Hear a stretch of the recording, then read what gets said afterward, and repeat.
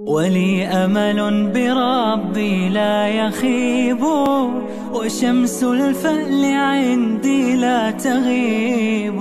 فما لي غيره إن مس ضر، وحسبي أنه البر المجيب. تداعى من جيوش الهم جند، وضاق الصدر وارتفع النحيب. فقلت الله فانزاحت همومي، به الآلام إن عظمت تطيب.